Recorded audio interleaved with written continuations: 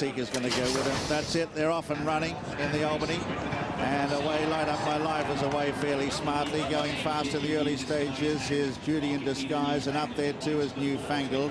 Also not that far away, Anna Emiratir, and they're followed next by Tassel. On the near side, Mary's Daughter is further back in the field. They're followed next in the field then by Equitania right in the centre. Light Up My Life is on the near side. Premier Steps in the Spotted Jacket is right in the centre. But it's Newfangled who takes them along in the early stages. On the bit by half a length or so to Judy in Disguise. They're followed in behind them by Anna Emiratir and then Tassel, and they're followed by Premier Steps and Mary's Daughter. Over on the far side, the Gold Chong Sam from Equitania. Judy further back in the field then is Amazonas, called on for an effort from Light Up My Life, and they were followed next then by Becky Lou. But he says go on the favourite William Buick now inside the two, and look at Newfangled go.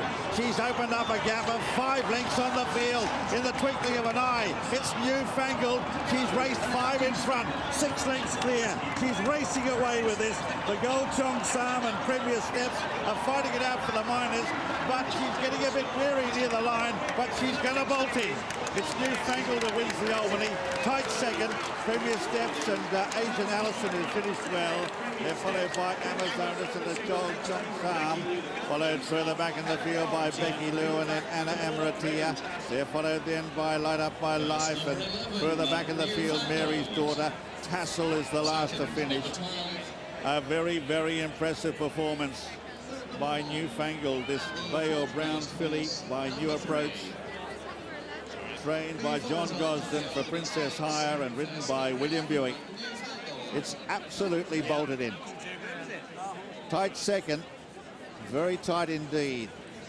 Near side, it's Asian Allison. Far side is Premier Steps. And behind them is Amazonas in 4th. Then the Gold Chong Sam. They were followed then by Becky Lou, and then a gap to Anna Emiratir. Further back in the field then is Mary's Daughter, and then Light Up My Life, and behind them is Judy in Disguise. They're followed by Equitania. Well back behind them, Shafani. And we pick it up here, Willie. Daylight. Second is Daylight. You can see her there. She is a filly that I would say will develop. She's quite a big filly. Normally you see fillies here winning the races here that are sort of short coupled and strong, but this filly's lengthy, quite tall, quite flat-sided, so you would imagine that the only thing she can do is develop, get stronger, and when she gets stronger, that means she'll go faster. So I don't really know how far she's going to get. She's out of a Machiavellian mare. I don't really know that family, but I would imagine that she'll end up being sort of a miler type when she's finished. It's interesting looking at that. I just wonder whether the cheek pieces were a bit too long, you know, which normally with racing bridles they set the bit very high in the mouth. Are you trying to criticise? No. I'm just wondering. You look at it. It's fine there, isn't it? Fine there. I just wonder. They've gone to the top notch on the bridle. Do you see? And they can't go any higher. It just might be that either she's got a very long mouth, or her cheeks are quite short, and therefore the bridle is just a little bit big. I'm not saying it's. I'm just making an observation. I wonder if that's why. It's not a problem anyway. They'll find something to suit her the next time she runs. She'll be running in a different bridle, I guarantee you that. But anyway, it hasn't stopped her, and it hasn't had any effect because she has won this really well. Newfangled takes the Albany. It's all part of the service, John, here on BBC. So here he is, William Buick, coming into the enclosure, the winner's enclosure, and all jockeys are reporting that the ground is riding soft. The time was 4.32 outside the record. This is a good filly, this. She raced a bit keen in the early stages, but she did accelerate. When asked at the 2 furlong marker, she zipped away. And she is going to be a very, very smart type. She certainly did first time out as well. Sheikh Mohammed, of course, will be delighted. And, of course, Princess Haya and her lucky green colours, who they were carried to victory, of course, by New Approach, the sire of this filly. So, the winner, a favourite to start the day. That makes a nice change. Anyway, here's John with the full details. Yes, thanks, Jim. Newfangled bolts up in the Albany, wins the 7-4 favourite. Second, Agent Allison at 6-1, and third was Premier Steps at 25-1. And the first quote I was given was from William Hills for 8-1 for the Guineas. But listen to this one, 16-1 if you want to back out with Boyle Sports. I'd get on now if I were you. Well, Newfangled just being congratulated by all the connections in the paddock, and hopefully going to try and grab a word with Princess Haya, if that's okay. I think have you got to go for a photo now?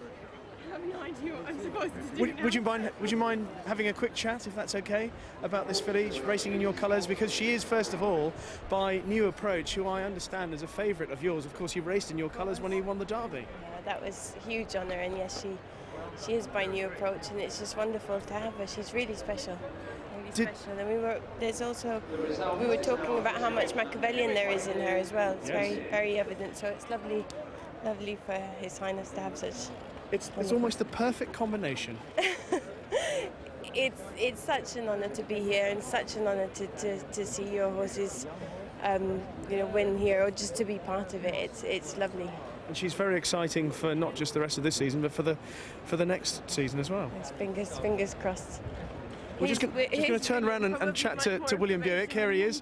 William, many congratulations. I must say, the early part of the race, it looked like she was taking you to the front rather than you wanting to be there. Yeah, I was a passenger, and it wasn't really the plan because it was a strong headwind, and I made my mind up when I was down at the start to try and sit in behind one or two. But the thing is, she jumped first. Nothing else jumped in front of me, and you know, when you fight a racehorse, there's only going to be one winner usually, you know, and that's the racehorse, and not the jockey. So she ran in my hands, and she picked up very well, and she's a very good filly. She's got a lot of quality, you know, and I've really liked her all along, and it's nice to have another win at Royal Ascot for Princess Haya.